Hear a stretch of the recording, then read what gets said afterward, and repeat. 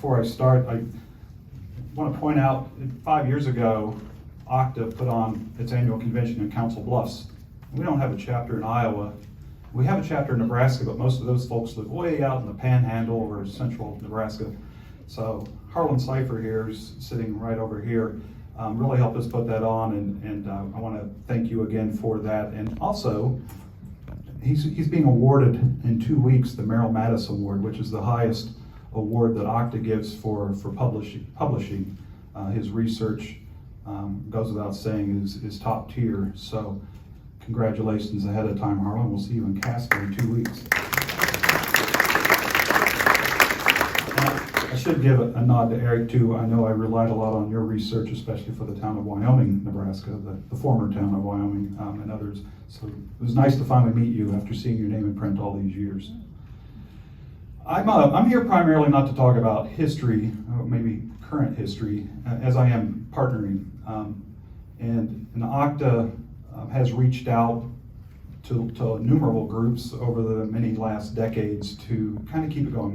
Most of our groups have limited resources, limited geographical reach, and with the modern advent of email and cell phones, it's a lot easier, and Zoom calls especially, it's a lot easier to coordinate these partnerships. In a post-COVID world, we really do rely on reaching out and partnering with other groups.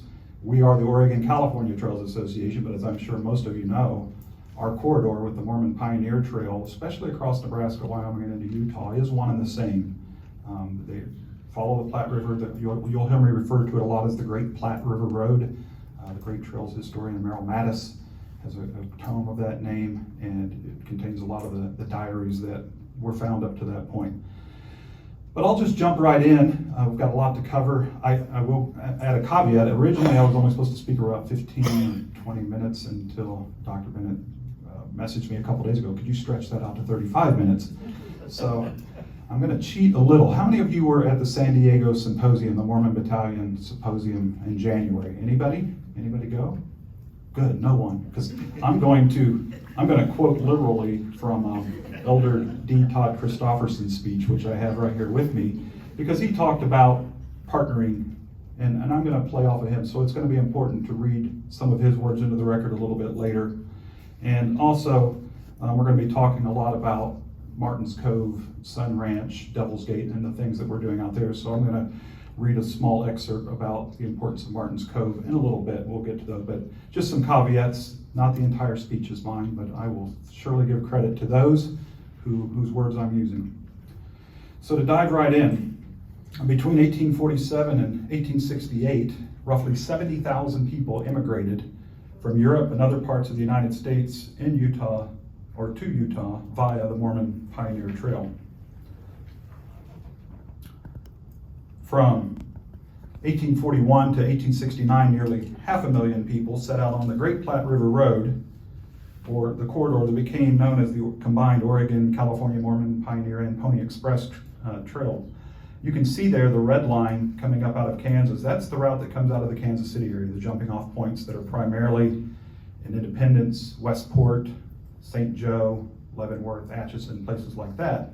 And the gold line there are the places basically where we are, Omaha, Council Bluffs area. It doesn't show places like Wyoming or Nebraska City. There's some other minor feeder trails, but there's a whole lot of feeder trails, and then you can see where they all come together. That's at Fort Kearney.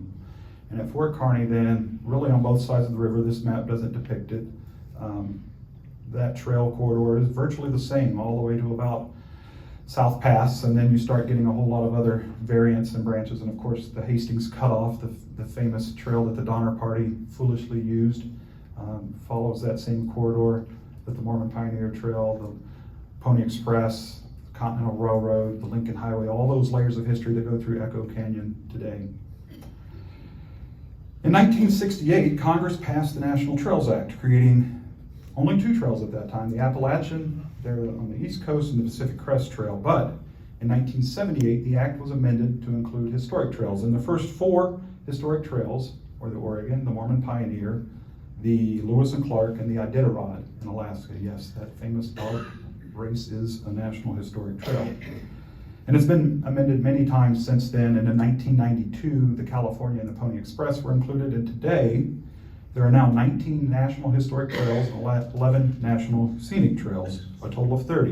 You can see them depicted on the map. I will say I grabbed an older version. The Lewis and Clark Trail, as you see there in St. Louis, now extends all the way back into Virginia to Thomas Jefferson's home. They created what they call the Eastern Legacy Trail, basically following the route that Lewis took down from Pittsburgh along the Ohio River and met up with Clark and up to St. Louis, but also the time he spent in Philadelphia studying botany and astronomy and medicine, and then of course in Monticello, where he and Jefferson concocted this wild idea. So that's the only piece that's missing. But the reason I bring that up is now, because of that Eastern Legacy edition, our national trails are in all 50 states, including Hawaii and Alaska. So quite a monumental achievement in just over 50 years.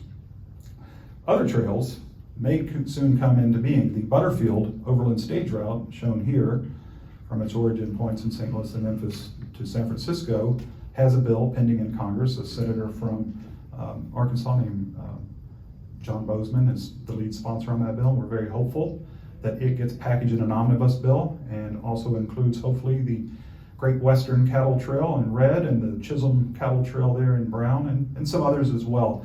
But you can see the national trail system is still growing. There's still a lot of great American stories that reflect all of what America is to still be touted. And I should back up that Butterfield Overland Stage route, especially there from about New Mexico over to San Diego, is the same as the southern route to California that the 49ers took, is the same route that the Mormon Battalion took. So there's a lot of important history in that southern corridor as well that we don't want to overlook. The National Park Service in Santa Fe, and you heard from Carol Windler earlier as the deputy superintendent or acting superintendent at the moment, they administer 9 of these 19 national historic trails, so they can get spread quite thin. And they have the Trail of Tears, which of course originates in Georgia, North Carolina, and then all of our western trails that wind up on the west coast. So they have a lot of geography, and I think maybe 24 employees to accomplish it. So this is really where partnering people like you come in very important. I know all the great work that's been done with the Iowa Mormon Trail Association, with the National Park Service to identify and mark and sign and interpret all these great sites and build tourism across a part of Iowa that most people would probably not otherwise visit. So here I'm showing the logo for the Partnership for the National Trail System. Again, that word partnering shows up. It's an advocacy group that brings together all of the nonprofit partners and all of the governmental agencies, the National Park Service, the Bureau of Land Management, U.S. Forest Service, the Fish and Wildlife Service, the Department of Transportation, the Department of Energy, on and on and on. They all play a role in administering and managing these historic trail corridors.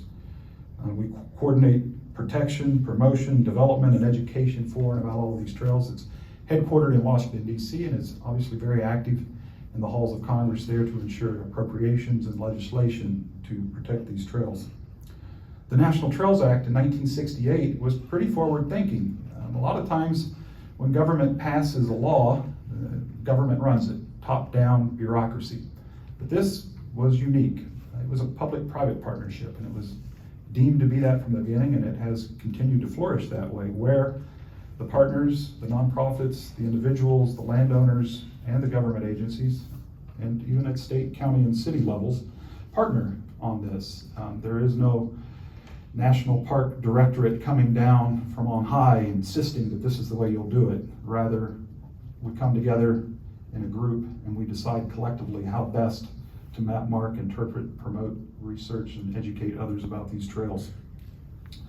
OCTA, my organization, represents the private side of the issues related to the Oregon and California National Historic Trails. And I heard this morning that there was a question before I got here, who's the advocate for the Mormon Pioneer Trail?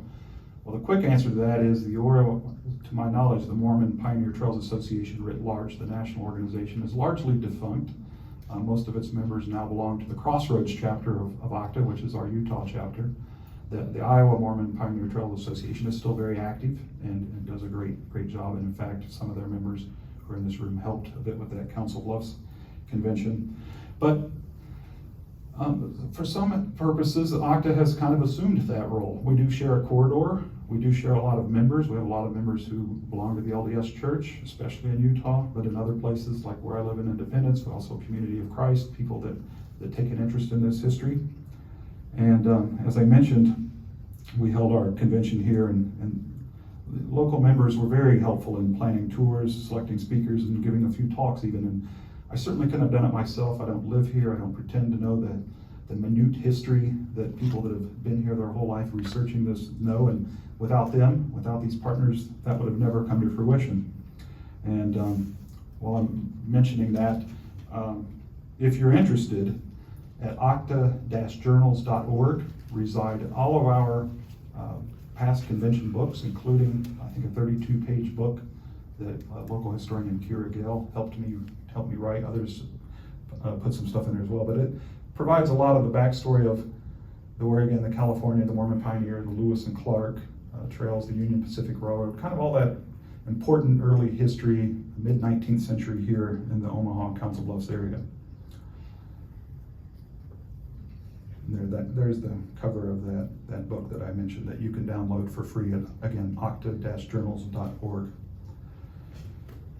So increasingly, Octa partners with the LDS Church on many matters when it pertains to our shared interests, not only in the Great Platte River Road corridor, but also the route of the Mormon Battalion Trail, which, as I mentioned, overlays much of the southern route to California. And that's a segment that Octa is working really hard to hopefully have designated as a National Historic Trail one day. As I mentioned, the Butterfield Overland is literally at the end stage. It was first brought up in the 2009 Public Omnibus Lands Bill, and a study commenced by the National Park Service over the next 9 or 10 years, and they deemed that it did meet the criteria of the National Trails Act, and now it has picked up, as I mentioned, a congressional sponsor in Senator Bozeman. I know he's got a lot of co-sponsors, and we're hopeful that this session, even before it ends in January, that will happen. And we're hoping to piggyback on that. I know the Mormon Battalion Association is trying again really hard to get that designated as a National Historic Trail as well. So it could come to pass in short order that you go from really no historic trail designation by Congress to 1 to possibly 3. I should mention there is a piece that comes up out of Mexico at Nogales into Tucson and across the Gila River, known as the Juan Bautista de Anza National Historic Trail. That is the 1776-77 Spanish immigration from Sinaloa up to San Francisco. If you don't know about that trail, it lends again to that rich tapestry of American history that we have while we learn about our history on the East Coast, fighting a revolution. At the same time, the Spanish were settling the San Francisco Bay. So I mentioned San Diego, and it's a shame that none of you could attend because it was January, and while it was probably 20 below here, it was 75 there, and we had a great time. The estimated crowd size on that Saturday afternoon in Old Town San Diego was probably around 15,000 people over the course of the day. This history, this 175th anniversary of the Mormon Battalion really brought a lot of people out, and not just the LDS faithful. Octa partnered on this symposium, but also the local townsfolk, the people passing through. I talked to innumerable people just wondering what they're doing. There was a gentleman who had driven down from Los Angeles, whose father lives in Mexico City. He'd flown into the Tijuana airport. He was just waiting to go pick him up, and he was just killing time and having a great time. So these are activities that are both fun, but also help educate the general public and turn them on to things they probably otherwise would never know about. And this is a picture of the Mormon Battalion reenactment. There was a person who portrayed every member of the Mormon Battalion that marched over to the stage where Elder Christofferson gave his keynote speech. So some of the other things that we're doing here in the very short order, next week, I will be at Martins Cove, Devil's Gate, and Sun Ranch on Thursday and Friday, where Octa is putting on a mapping and marking workshop. I heard there was a question this morning about who's actually marking the trails. Well, it's largely Octa, and where we do have our carcinite markers you see in the ground, or even in Wyoming where the BLM will put in those concrete markers, all those trails, those 4 trails, the Oregon, the California, the Mormon Pioneer, and the Pony Express are on those. But we're partnering again with the LDS Church on this project, and I'll get into how that came about. But if you don't know, Sun Ranch is a site that the church owns and manages. Obviously, it's a site very important to LDS history. And we're going to train about 20 people who largely work in the church's history and GIS departments and how to map and mark trail. The church owns, I think I've heard something like 13 to 15 miles of trail on ranch land in that general vicinity, and they'd love to be able to map it, mark it, and protect it as they go forward with their ranching activities. So that's where we'll be next Thursday and Friday, and if you're not doing anything, I still invite you to join us out there, and I can share that registration information if you're really interested. And also, even if you can't make it, this is the training book that we're going to be using, Mapping Immigrant Trails. You can download that for free there at that website, and if you don't get it jotted down now, don't worry, you can come up afterwards and get that from me. But it's a pretty long, detailed book on how to identify, how to do the research, how to map it and mark it and protect the trail. So that's what we'll be doing next week. I should mention that all 20 of these people that are coming to be trained have also joined OCTA. They're now OCTA members, as is Elder Christofferson, became a member at the San Diego Symposium, because you can see we're increasingly partnering, becoming closer and involved with each other's activities, because this is a shared history. This is a history that was going on simultaneously, really. There were Mormon immigrants heading west at the same time as 49ers and people heading to Oregon, and even later to the gold fields in Montana and Idaho. So they were interacting with each other. None of this history happened in a vacuum. And that's the thing I really want to stress, is we're all related here. OCTA has 11 chapters from the Missouri River to the Pacific Coast. That's just a screenshot from our website there that shows them all. There's our Nebraska chapter, and a great photo. Somebody had planted some sunflowers out at a courthouse in Jail Rock there in the Panhandle, and it's such a great iconic photo. I went back about a year ago, and the farmer doesn't have the sunflower field in anymore. I was very disappointed, but I was glad to get that picture when I did. But I mentioned that the few remaining members of the largely defunct Mormon Pioneer Trail Association now belong to our Crossroads chapter, and in 2018, they staged a convention in Ogden, Utah, and it was ran by the chapter, as was our 2005 convention in Salt Lake City. And the Mormon Pioneer Trail, the Pony Express, the fur trade, the Continental Railroad, those things were all part and parcel. We don't pretend that the Oregon and California Trail exist in a vacuum aside from everything else. We not only acknowledge, but we welcome the presentation of history on these other stories. The LDS Church does, however, continue to do an incredible job of ensuring engagement with the trail, largely by youth handcart trekking. During his speech in San Diego, Elder Christofferson stated that while thousands of children trek along the Mormon Pioneer Trail in Wyoming, trekking has now taken root all over this country and even internationally in places like Taiwan, Mongolia, and Argentina and Chile. These treks, according to Elder Christofferson, appear to have begun as part of the 1897 Jubilee that celebrated the 50th anniversary of what has now become known as the Mormon Pioneer Trail. So the trail is obviously very, very important to the church and its members. And after the 150th anniversary in 1997, trekking numbers spiked, so much so that the Bureau of Land Management actually had to start putting some limits on the numbers of people that could be out there so as not to damage that trail. And it's at this point that, for a little bit, I want to turn to a piece of Elder Christofferson's speech, because I think it really speaks well to what the church's mission is in trekking, in trail preservation, and in partnering. So for the next few minutes, I'll be channeling Elder Christofferson.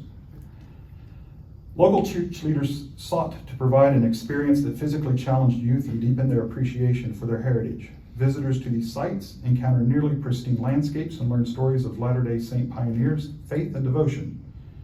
For the youth of the church, the sites invite experiential learning and a unique spiritual understanding as they contemplate the faith and sacrifice of those who journeyed to Utah. This surge in organized treks was partially facilitated by the church's purchase of the Sun Ranch, a National Historic Landmark, just west of Devil's Gate in 1996. This formal cattle ranch was established by Tom Sun in the 19th century on a portion of the Oregon, Mormon Pioneer, California, and Pony Express National Historic Trails. The development of a trail to access Martin's Cove sparked the interest of church members, and the handcart paths and local ecclesiastical leaders became excited about giving youth a memorable foot-on-the-ground experience while disconnected from modern-day amenities. Replica handcarts were fabricated, and large groups of youth and adult leaders caravanned to Wyoming to pull carts over the trails.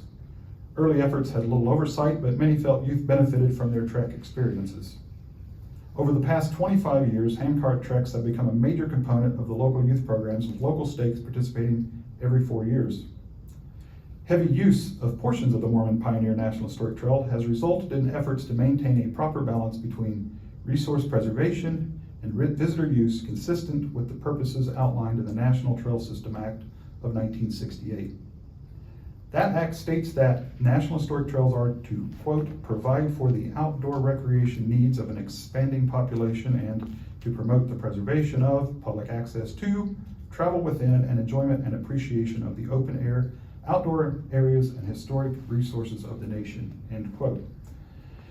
The use of the trail for handcart trekking is consistent with the recreational objective of this act. As such, trekking is identified as a normal public use of the trail and is allowable so long as it does not damage physical trail resources.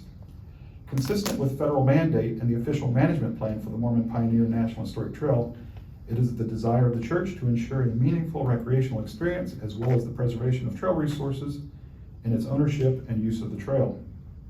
Unfortunately, in the past, enthusiastic church members eager to create meaningful trekking experiences have engaged in activities that admittedly resulted in adversely impacting portions of the trail.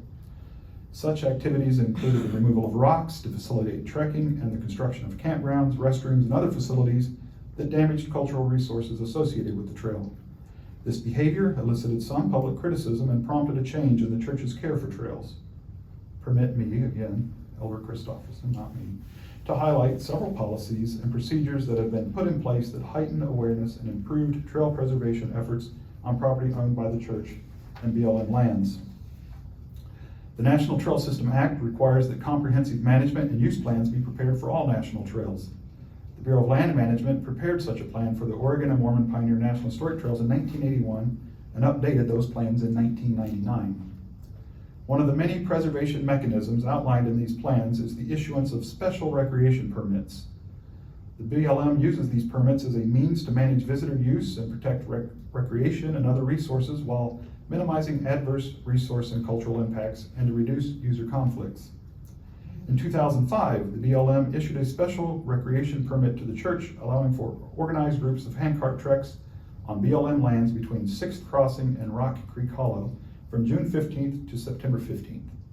The permit limits the total number of annual trekkers to 7,500 with a maximum of 200 trekkers per group.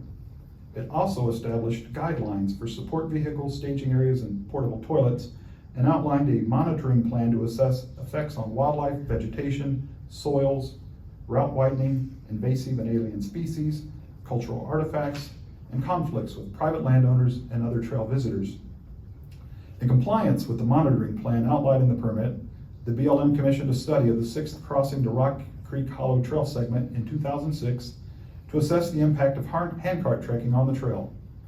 The study concluded that handcart trekking had no effect on the trail widening and relatively minor on-trail effects to vegetation. However, the report demonstrated that motor vehicle traffic in most concentrated use sites, such as rest areas and toilet areas, appeared to adversely affect trail width and vegetative loss. In response to this finding, it was recommended that areas of sensitive vegetation, soils, or other features of interest need to be identified and managed to preclude future placement of camp, rest, and toilet sites.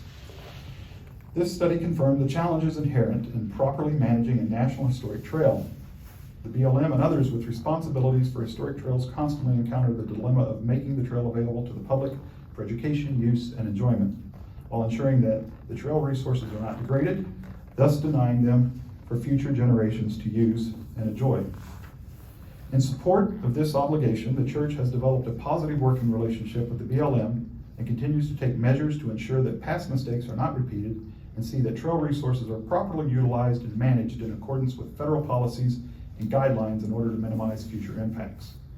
For example, in 1997, the church entered into a 5-year cooperative management agreement with the Bureau of Land Management to jointly manage Martin's Cove. As part of the agreement, the church guaranteed public access across its property, allowing visitors entrance to the cove and Devil's Gate. Shortly thereafter, the church and BLM cooperatively constructed a 2-mile path and other improvements, including interpretive plaques in the cove. This positive working relationship was augmented in 2004 when the church and BLM negotiated a 25-year lease for approximately 940 acres in Martins Cove. Although this lease was contested with a lawsuit filed by the American Civil Liberties Union, alleging the transaction gave the church complete and unfettered control of the area, the issue was resolved in 2006 with a settlement agreement that required new signage in the area to clearly identify public land and public access. Ultimately, because the ACLU's objections focused on public access to the Martins Cove area, not its preservation, the joint efforts of the church and BLM to preserve and protect these trail resources remain unaltered. The church views the current lease as beneficial because it facilitates the preservation and interpretation of an historic site of great significance to its history. From the BLM's perspective, the current lease is beneficial because free public access and careful management is provided for the next 25 years at little or no cost to the U.S. taxpayer. Significantly, the lease requires the church to take such reasonable steps as may be necessary to protect the surface of the leased land and the natural resources and improvements thereon, and to facilitate public education, ecology, and preservation at the Martins Cove site. As a result, the BLM believes the beneficial impacts resulting from the lease contribute cumulatively to the accessibility, maintenance, interpretation, and enhanced protection of the Oregon, Mormon Pioneer, National Historic Trails, and associated sites. The cooperative agreements between the church and BLM demonstrate the value of such relationships in managing and preserving trail resources. It confirms what the BLM's management and use plan declares, quote, cooperative partnerships between public and private organizations, even including volunteers and landowners, are essential to bringing these trails to life, end quote. The church has also taken steps to ensure the protection and preservation of the trail and its associated sites independent of the BLM. For example, the church has produced a website and handbook for trek leaders, both of which contain explicit guidelines for responsible trail use. Additionally, all participants receive on-site instruction on trail preservation before commencing their trek. Among other things, trekkers are instructed to stay on the trails or in improved areas, be environmentally aware and astute, be mindful of historic preservation and sensitive to the historical landscape, and finally, leave no trace and help pick up the traces left by others. So you can see, Elder Christofferson's speech spoke a lot about partnerships and building goodwill. And there were missteps along the way, and we'll get into some of those as well, but I think things are going along rather nicely these days. So there's another shot of Martins Cove and one of the plaques that's out there. And the Sun Ranch Visitor Center, where we'll be staging our mapping and marking workshop next week. And I should mention the week after, our annual convention in Casper, Wyoming, and you'll hear more about that later, will be happening. Again, I invite everybody to make the drive over to Casper in 2 weeks for this, because we will be taking tours out here as well. But first, I should back up and say, before I get to this, I don't want to get there yet. Okay. I have one more quote from Elder Christofferson's speech that I want to get to. To further the protection of this area, the church history department hired a firm to conduct a cultural landscape report for trail properties owned by the church. And I should mention that up until 2011, Farmland Reserve, which is a for-profit arm of the church that manages farm and ranch land, oversaw these sites, but that responsibility was given to the church history department in 2011. And so they pretty much went out immediately and got this cultural landscape report. And I'll just read a quick quote from that. The intent of commissioning the report was to, quote, apply nationally accepted cultural landscape preservation standards to support future planning efforts for the church's trail properties and to document and analyze the historic landscape in order to provide recommendations for its future preservation, which I must say continues and quite well these days. Let's see here. That report, by the way, didn't just assess Mormon pioneer history, it also assessed prehistoric American Indian use in the area, all the other trails that I've mentioned, and other presence up through and including 20th century uses of that property. As was mentioned in Elder Christofferson's talk in 1997, the church purchased the 13,000 acre Sun Ranch and entered into that original 5-year lease, which is now we're 20 years into a 25-year lease. And I should take another aside here and talk about Martins Cove, its importance, and for this purpose, its controversy and steps that have been taken to alleviate that controversy. So there's a woman named Annette Hine who writes for yohistory.org, and I'm just going to quote a little bit from what she's written about this. Martin's Cove is a sagebrush-covered tract of several hundred acres, surrounded by rocks near Devil's Gate on the Sweetwater River. It is named for the Martin Handcart Company, members of the Church of Jesus Christ of Latter-day Saints, who camped there in 1856 during their late season crossing of Wyoming. The heroism and tragedy of this journey helped spur Mormon church leaders in the mid-1990s to buy land nearby as a venue for telling the story of the handcart pioneers. In the early 2000s, Wyomingites protested that as the LDS Church attempted to purchase public land containing the cove itself. Eventually, a lease agreement settled the controversy. The 1856 immigrants, the Willie and Martin companies, numbering more than 1,000 people in all, began their crossing to the Mormon settlements in Utah Territory in August. Most pioneer travelers, even those traveling to Utah, only half the distance to California and Oregon, left well before this. The Willie and Martin companies traveled by handcart, a method regarded by the church leadership as faster and less expensive than ox-drawn wagons across Nebraska territory into what's now Wyoming, where bad weather struck them. In mid-October, winter storms halted the Martin company at Red Buttes near present-day Casper, and the Willie company at a place on the Sweetwater River about 100 miles further west, now called Last Crossing.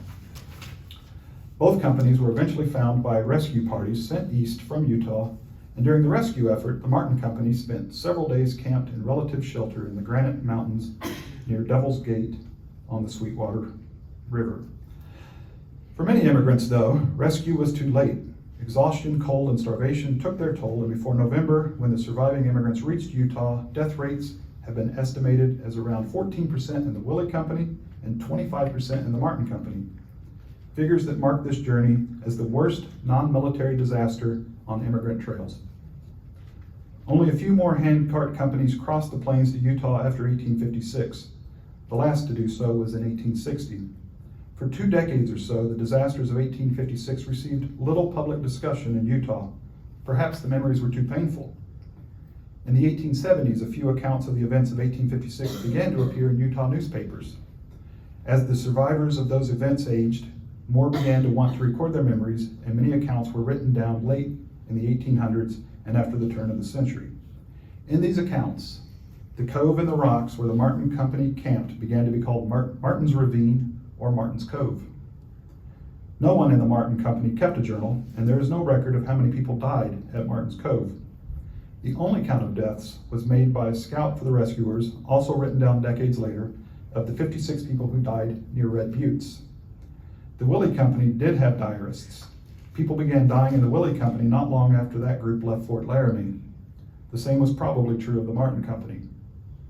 It's clear that people were dying in both companies all across what's now Wyoming and into Utah, but Mormon storytelling in subsequent decades concentrated the dying at Martin's Cove. As roads improved and cars became popular in the early decades of the 20th century, there was a general rise of interest in America's pioneer past and in marking the locations of historical events. Over the weekend of the 4th of July in 1930, about 200 Mormon pioneers and church leaders from Utah attended a large multi-thousand gathering of the Oregon Trail Memorial Association event at Independence Rock on the Sweetwater. And heads up, Camille Bradford, president of our Colorado chapter, will be given a paper on that 1930 event in Casper. She is the daughter of the stepdaughter of Howard Driggs, who at the time was the president of the Oregon Trail Memorial Association, who himself was friends with Ezra Meeker. Ezra Meeker, of course, started all this marking stuff back in 1906 after he went west in 1850s to the Oregon Territory. So we've got pretty much a direct line. We're real excited to have Camille speak in Casper on that subject. But that 4th of July moment was sort of a groundswell of support at Independence Rock and other places, and led to pretty much everything we have today in terms of mapping, marking, and interpretation. These were the early pioneers of that movement. So Independence Rock is about 55 miles southwest of Casper. That event, I should mention, also drew about 600 Boy Scouts from around the country, and local crowds, again, of many thousands of people. And if you've been to Independence Rock, it's not an easy place to get to in 2022. I can only imagine how difficult it was to reach in 1930. The following summer in 1931, a mostly Mormon crowd of a few hundred gathered again at Independence Rock, and church president Heber J. Grant dedicated a plaque there honoring Mormon pioneers. Also on this trip, church leaders decided that the cove in the rocks about 2 miles upstream for Devil's Gate was in fact the place where the members of the Martin Cove had camped in 1856, even though contemporary accounts of its whereabouts are sketchy and no survivors of the 1856 event had ever returned to pinpoint its location. The Deseret News announced in Salt Lake City in 1933 a headline, "Pioneer Trail Group Locates Tragic Refuge." So that year, 1933, members of the Utah Pioneer Trails and Landmarks Association returned to put up a monument naming the place Martin's Cove. That monument still stands. I'll be there next week and you're welcome to join me. Next to the old paved highway and across the river from the cove itself. In 1992, several members of the Riverton, Wyoming stake of the LDS Church reminded the church leaders in Utah that many essential church rituals had never been performed for the people who had perished in the Willie and Martin companies. In Mormon doctrine, these ceremonies, including baptism and so-called sealings of departed souls to those of a spouse or to ancestors or descendants, can be performed at any time. They must be performed in a Mormon temple, however, and the nearest temple to Riverton at the time was in Ogden, a 6-hour drive away. Volunteers traveled from Riverton to Ogden for the ceremonies. The new interest came to be called the Second Rescue, and stories about it began appearing in the Deseret News and other church publications. New monuments were dedicated in 1992 at Martin's Cove, which was located on BLM land leased to the Sun Ranch for livestock grazing. Negotiations with the Sun Ranch for an access easement across private land soon began, but long before these discussions were complete, Mormon visitors began showing up in huge numbers wanting to see the site. Eventually, church officials decided they preferred to purchase the property instead of obtaining an easement for access only, and in 1997, owners of Sun Ranch agreed to transfer 13,000 acres of deeded land around Devil's Gate to the Church of Jesus Christ of Latter-day Saints. A 5-year lease of Martin's Cove was obtained from the BLM, but many in the church hoped to gain outright ownership of that land. In 2002, Representative Jim Hansen of Utah introduced congressional legislation to allow the LDS Church to purchase the tract of land containing Martin's Cove from the BLM. This bill was popular with Utah residents and not controversial nationally, but many in Wyoming opposed it, and coverage was heavy in Wyoming newspapers. To quote from Barbara Dobos, who was an opponent and who testified at the Casper Congressional Field hearing on the issue, she said, "Passage of this bill would create a terrible precedent for selling off our national historic and prehistoric public sites to select special interest groups by political means." In November 2002, an attorney for the Association of American Indian Affairs told the Casper Star-Tribune that the sale of Martin's Cove would set precedent for the purchase by tribes of their own sacred sites on federal lands.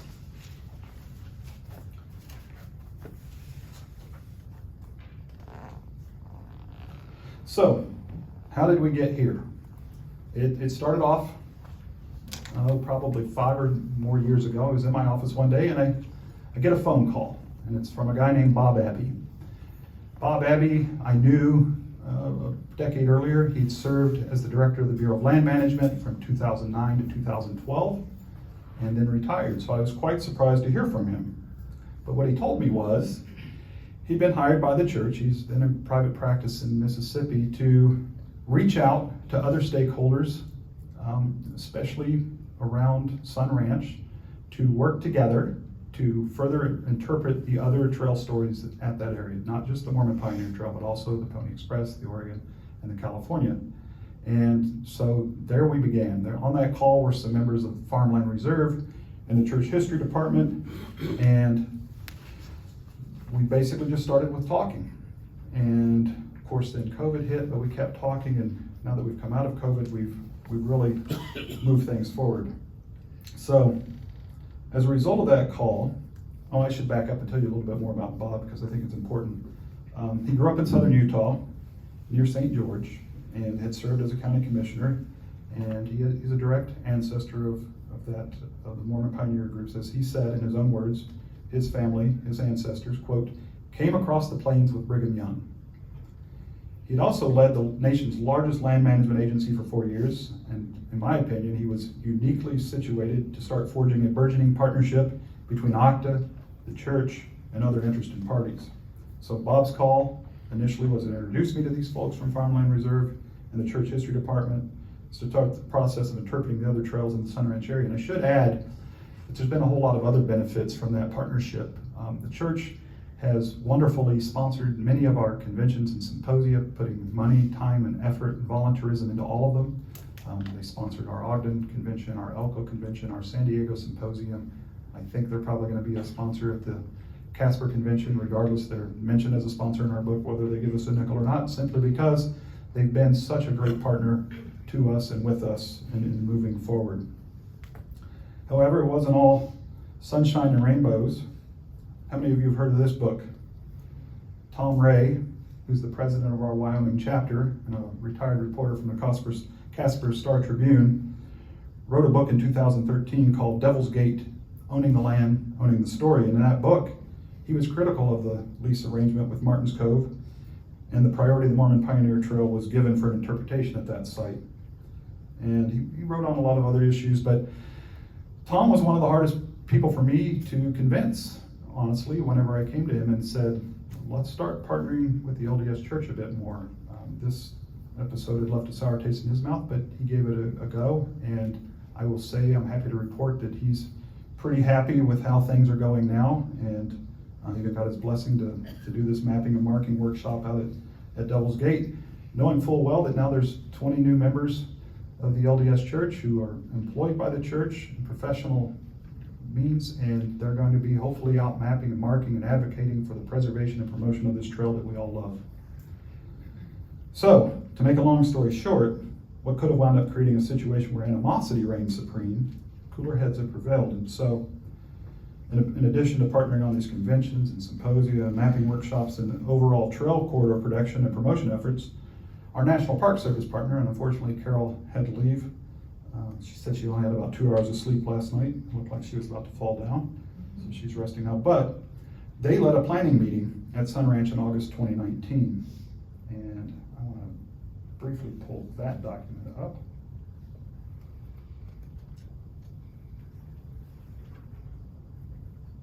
There it is. So, we'll just run through this really fast. I won't spend a whole lot of time on this. You can find this online on the National Park Service's website. Well, I'm not going to be able to run through it all because the screen has frozen. There we go. So, there's that first page. Those little sticky notes are, people who were in attendance were asked to provide ideas of what do you want to see out here? How would you like this interpreted? So, kind of the 7 main takeaways were landmarks, Martin's Cove, Rattlesnake Pass, which is the area immediately to the east of Independence Rock. If you've been there, you've probably seen the Thomas Fulkerson grave, well interpreted there alongside the road. The geography, the unique geography of that area of low mountains and river valley. Sun Ranch itself, Fort Seminole, and of course the importance of water. If you look at these trails, they were generally following river corridors for good reason. So here's a map of the Sweetwater River through that area. You can see here's Devil's Gate, there's Rattlesnake Pass. Down here is Sun Ranch headquarters in Fort Seminole. Over here is the BLM Overlook. Back in here is Martin's Cove. The church owns this land here.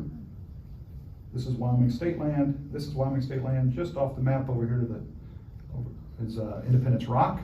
So you can see this one tiny corridor here of just a few miles has some of the richest trail resources available. And because this is a state highway, it's also highly traveled. It's kind of the main way to get from Rock Springs to Casper quickly without taking the interstate over through Laramie and Cheyenne. That's certainly the super long way around. This is the shortcut. So I won't bore you with all the details, but you can see all the notes that were taken on how and where to interpret things, how to create good visitor flow, how to interpret the other trails, the American Indian history, the water, the geography, the Sun Ranch operation. Everything is now being taken into consideration. And of course, this was done in 2019. And in the spring of 2020, the whole country shuts down. This report, here it is, goes on a shelf. I dusted it off now that we're kind of in a post-COVID world and can do stuff again. And we're actively seeking to implement this now. So we're very, very excited to continue to partner with the church, with the BLM, with the Park Service, with others to interpret this wonderful historic site.